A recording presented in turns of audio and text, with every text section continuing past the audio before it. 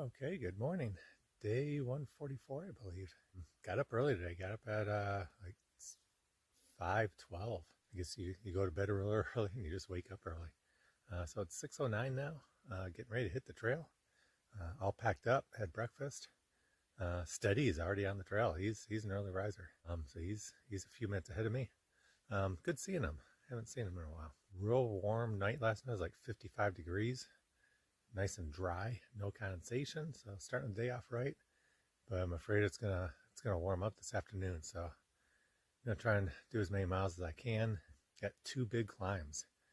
Got like a 2,000-foot climb right off the bat, and another 1,500-foot climb in the afternoon. It's gonna be or might be two 2,000-foot climbs, because I think it's like 5,400 feet over the course of the day, over 20 miles. So that's a lot of climbing.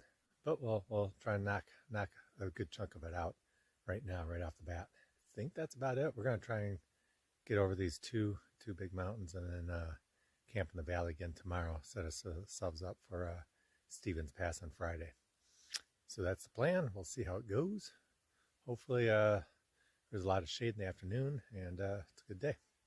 We'll see you on down the trail.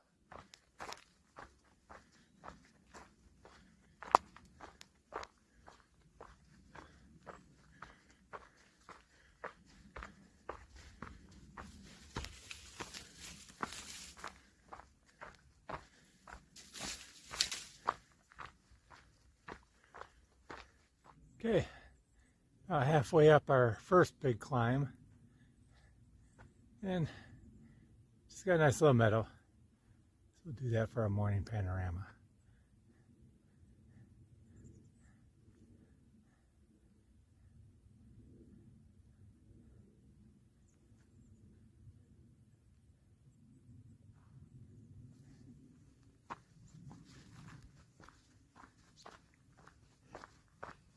Okay, when you don't have GPS, you like these trail junctions that are marked, so you know exactly where you're at. I had a pretty good idea of going up, because there were like 3 different sections with switchbacks, so I was counting the switchbacks. But on the second and third, the hike and the trail didn't really line up with what I had in my mind. I tried to commit the map to memory, and I was off by a couple switchbacks. It's kind of mixed up on the second and third set of switchbacks. Fortunately, it was in my favor, because I thought I was still in the second. I was actually on the third, so I was higher up. But you get up and over, obviously you know when you're going down, but you get to a marked sign junction right here, you know exactly where you're at. So I can mark the time and I know where I'm at, and that'll be good for a couple hours. So now I'm headed downhill, and then I got one more big climb after that, so we'll see you down the trail. Okay, the last section was real rocky, downhill. Rolled my ankle twice, but not seriously. Now we got a pretty good river crossing, so let's see how I'm gonna get across this without getting wet or hurt. So wish me luck. Okay, so I tried to rock hop across here, but it's a little sketchy and still a little shaky on confidence level. So I came down here and crossed on these logs. Still wasn't the best, but I made it, and I'm dry. But the trail's way up there, so I gotta work my way back up to the trail. So at least I'm dry and I'm safe, so I'm happy. And I think it's uphill after this, so I might take a little rest once I get back up to the trail. Let's check this out. See how that haze? That's smoke. So I'm not sure I'm still like 20 miles from Stevens Pass, and I think the Diamond Mine complex fires after route around are like another 20 miles north of that, maybe 30 miles north of that. So I think I'm 50 miles away from the fires. Yeah, we're getting smoked out here. It's kind of like back in Oregon. At least I hope it's from there. It's not a new fire. Have to keep our heads up, keep an eye on the situation. But yeah, it's getting pretty hazy. Starting to smell it now.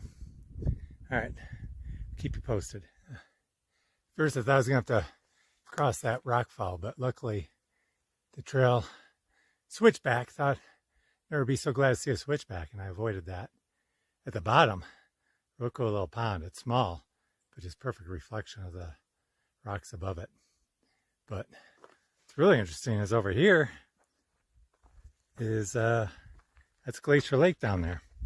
I think that's I believe that's where I'm going to camp. So I got about another mile and a half, maybe 1.8 miles down, and take a little side trail down to the lake, set up camp there. And then tomorrow I got to climb about 1,000 feet. So I don't know if I go through that burn zone back there, or if I got to climb up and over one of these passes over here. But we'll figure that out. That's tomorrow's chore. Tonight, I just got to get down to this beautiful lake. All right, see you down the trail. All right, well, that sucked. There's one thing worse than having to cross this rock fall is having switchbacks. So you got to crisscross it like, I don't know, 15 times. Just back and forth, back and forth. Every step is like, you know, one step away from an ankle breaker. That just, man, that was definitely a little bit less than fun there. Glad we're out of that. That's just a mess. All right, well, I'm on some dirt finally, or gravel, but I'll go through here, so I don't know how long this is gonna last. We'll see. All right, I think I found my camp spot here. I don't think I took the right route down because it was a little bushwhacking. Picked up a few little use trail, but then it disappeared. I just kind of made my way down the lake. So I have to figure out how to get back up in the morning. But here's Glacier Lake. It's going to be my my view for tonight. Not too shabby. A few other campers back over here, but there's a lot of little sites in the woods here. So, all right, I'm going to set up camp. Enjoy the evening. Okay, close out for day 144. I guess I misjudged the spot here because I had trouble setting up my tent. I mean, I got it in there. You know, the footprint fits fine, but you know, you need a couple feet in back for the guy line and a couple feet in front, and that big log was in the way. So I had to get a little creative, but I got it set up. So we're in there, and wow, look at that. Look at that view. What a sight. So this is Glacier Lake. Just gorgeous lake. Saw that all the way down and go, yep, that's where I want to camp. So I did the just over 20 miles today, but it was 5,400 feet of climbing. So I had two real big climbs, you know, both over 2,000 feet. So that took a lot out of me. I mean, I got to camp out, I don't know, 5:15, 20 after 5. But I started early. I started like 6:15, 10 after 6. So still took, and I wasn't, you know, I took minimal breaks, but set myself up good. I think I got about 14 miles, something like that. I got to map it out to Stevens Pass, and that's where I'll pick up I think my last resupply. We'll skip around the fire, or it's actually a bunch of fires. They call it the Diamond Mine Complex fires. So there's a bunch of them there that you got to skip around, and then we'll re-enter in Stehekin. So we'll talk about that more probably tomorrow. What else? I guess that's about it today. I just you know, put my head down and walked. So we'll call it a night, and we'll check in with you tomorrow. Okay, a couple of final notes as I was just going through stuff, laying here in my tent. One, I felt much better today. You know, I still don't have GPS, but I'm I'm getting more comfortable with, you know, utilizing my map reading skills and having to go old school. Having the GPS and the blue dot on the screen is really nice, but it's a little bit of a crutch, and you get lazy, and you just, anytime you're not sure where you're at, you just whip out your phone and boom, you know exactly where you're at. But without the phone GPS, that's gone. So you gotta work it a little bit now. But today I did much better. The first 2 days, well, the first day I was just still trying to figure out what's going on. Didn't know if it was my phone or the far out app. Second day I was just getting frustrated. Just not knowing where I was at, and it was just nagging in the back of your mind. A little bit of uncertainty starts growing after a few miles, and that just it just gnaws on you, because at this point in the trail, it's more mental than physical. I mean, you're still pushing yourself. Your body can do it, but it's rough terrain, and it's just a mental challenge just to stay in the game and just keep pushing yourself over the rough terrain. You got real steep climbs and the rocks, and then and your navigation challenges get thrown in there. Just it kind of wears on you mentally. So today I felt much better. I got comfortable. Instead of look at the map and then trying to remember where I what I went over and to try and locate, I kind of reversed it, and I kind of memorized each section. Every couple miles I'd memorize the map and the waypoints and the terrain and the elevation profile. As I walked, I was kind of mentally checking that off in my mind, and that worked much better. I got mixed up a little bit on the switchbacks, just because a few were a little bit longer than I expected, but I knew pretty close where I was at the entire day. It just went a lot smoother. It put me in a better state of mind. So I think I'm going to continue doing that. I've tried everything I could think of to try and reset the GPS on the phone, but it's just not working. It's not, it's not working with my far out navigation app. It's also not working with my satellite check-ins. So it's definitely the phone hardware. It's not the software. But I've tried toggling, trying to reset. But I'm guessing I'm going to have to do the rest of the trip without it. But at least I'm comfortable now, and that's this is how you hike 10, 15 years ago, before the apps became real popular. So it's not a big deal. It's just brushing off your skills a little bit, and doing things old school. The other thing I just wanted to give a shout out to Steady. It was really good seeing Steady. He set up camp right next to me, and he helped. I did a little bit of gear repair last night, because my sun hoodie is just getting threadbare a little bit, and I put some Luco tape on a couple spots on the shoulder, and that's held up real well. But yesterday, I as I was taking off my pack, my hand kind of caught my shirt, and it just did a real big rip, probably a 4 or 5 inch rip right on the shoulder. So he helped me tape that up a little bit. It's it's easier, it was kind of a curved rip, so it was easier doing it, while I was wearing it, or it was easier putting the tape on while I was wearing it. But it's hard to do one-handed. So he helped me out with that, and he was kind of having the same problem on his shoulder. So we kind of helped each other out, and he didn't have any Luco tape, so I gave him some of mine. But it was really good seeing him. I think he's going to skip ahead a little bit farther around the fire. So he's anxious to finish this trail up. So I think he's going to just go, get off at Stevens Pass, go up to Mazama, and go take the border. I'm going to take a few more days. I'm anxious to finish also, but I also want to do as much trail as possible. So that's probably going to be the last I see of him. It was real good. I think I first ran into him, back when we were in Hikertown, just before the aqueduct section in the desert. And then, we've been, hopscotching each other all throughout the Sierras and a little bit of Northern California and that. So it was real good seeing him. He's a real good guy. All right. I think that's it. Just thought I'd throw a couple other things out there, and we'll see you tomorrow.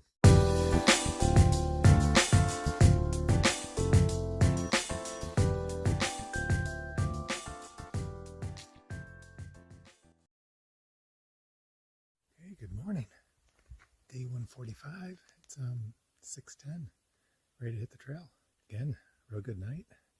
I only got down to 56. Very dry.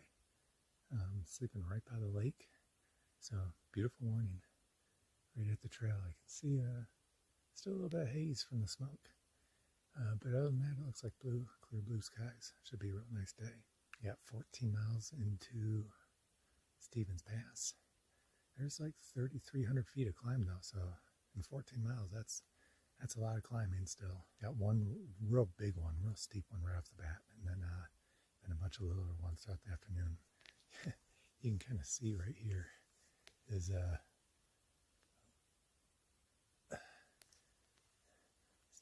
repair. So I'm embracing that hiker trash philosophy, and I got Luco tape holding my shirt together. But it's only got to last another 5 hiking days, well, 6 hiking days. Then I think I'll be at the finish. So looking forward to that. I guess that's it. We'll see you down the trail. Okay, so I'm 1.4 miles up the trail. Last mile's been uphill, but this next section is a little bit special. I'm at the Surprise Lake Trail Junction. Surprise Lake's down there. PCT goes up there, and it's steep. So if you remember, 1 to 200 feet, that's just uphill. When you get into 300 and 400 feet, that's getting a little steep. Anything over 500, that's getting your heart going, and you're breathing heavy. This next little section from this sign here up to the top in the campground, there's an elevation gain of 711 feet in 0.6 miles. So that's almost 1,200 foot a mile, which is a crazy steep. I don't think we've done anything more than like 700 or 800, at least not for, more than half a mile. So they got this thing, they like their challenges on PCT. So if you remember, they got the McDonald's challenge down at El Cajon Pass. They got the 24-hour challenge in Oregon. They got the pancake challenge in Sead Valley. But here, they got the dump truck challenge. So it's how fast can you get from this sign up to the campground? Because by this point in the trail, after 2,400 miles, your glutes and your ass should be in about the best shape that they're going to be in your life. So they call it the dump truck challenge, and people just post their times on Far Out. So I've seen times anywhere from like 12 and a half minutes up to about 35 minutes. I'm not going to run it. I can't. I'm 57 years old. I can't compete with the 25 and 30-year-olds. But I'll hustle up and see what I can do. Can I make it up there without stopping? How fast can I do it? We'll see. I'll probably put some tunes in and just hustle up. I think I'll be happy with anything like 20 minutes or so. All right, let's see what happens. Okay, well, we made it up without passing out, but that was steep. I think I started off too fast. The first half, I was flying pretty good. And I passed one girl that was a couple minutes ahead, and then another guy let me pass. But probably by like about 0.4, I was running out of gas. And the last 1 or 2 tenths, I was almost ready to quit. But at this point, it's just an exercise of mind over body. So kept going. Made it up in a little over 17 minutes, probably about 17:18 by the time I stopped the clock. So not too shabby for a 57-year-old. I think the fastest time I saw was like 12:35, but there were a lot of times 20 plus. Given my age, I'm pretty happy with the time. Otherwise, some of that steep, I'd be stopping and resting the whole way up. Putting a clock watch on it just makes you hustle and kind of gets it over with quickly, kind of like ripping a Band-Aid off quickly. So it worked out good.